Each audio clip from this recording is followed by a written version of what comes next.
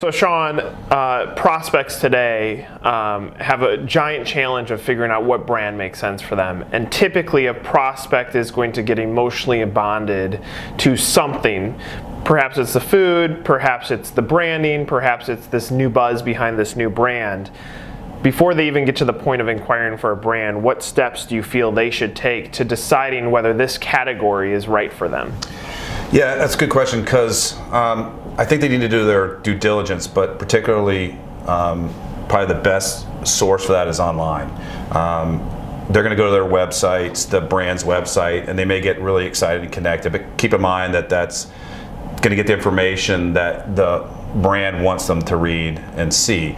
So Googling the brand, trying to see what kind of press is out there, what kind of social media presence is out there, but really understand that it's not just about the buzz of that brand or the product that they're selling or servicing. It's really about how the franchisor helps their franchisees grow and how to manage their businesses. So when you're looking at a franchisor, I think it's really key to look at an example of if they have a lot of marketing support and online support, look at what they're doing online, from developing their franchise system to their marketing, their online presence, because that's going to give you an example of how well of a marketer they are. So it's looking at all aspects of the business, not just the niche that they're in, but how they really support their franchisees and examples of what they're doing that makes their franchisees successful moving forward. So I give you a pile of money. What is going to influence you to say brand X? What categories?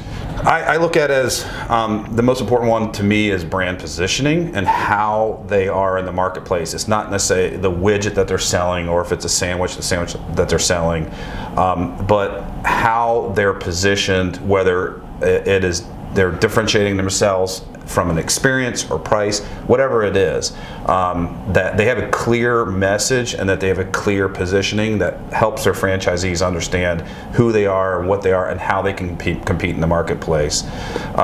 After that, then it's going to be really coming down to the unit economics and if it's a proven system and that what they're saying matches what they're delivering on. If a brand didn't have a financial disclosure, would you ever consider that?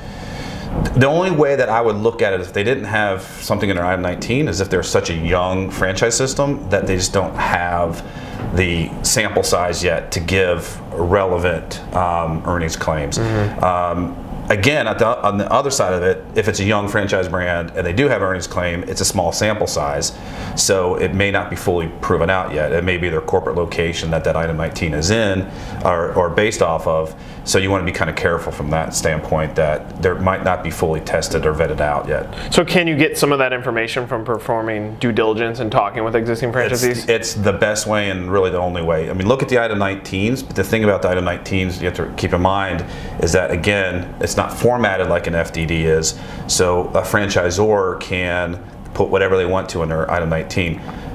Take the item 19 and use that as a base, but then test it with calling existing franchisees and validating the information that's in the item 19, and that'll give you a true sense of what the performance may be like as a franchise owner. Great. I appreciate the feedback. Obviously, you as a franchise prospect, look around on our sites, use the search feature up top, and that will give you an idea of what you need to do before you buy a franchise.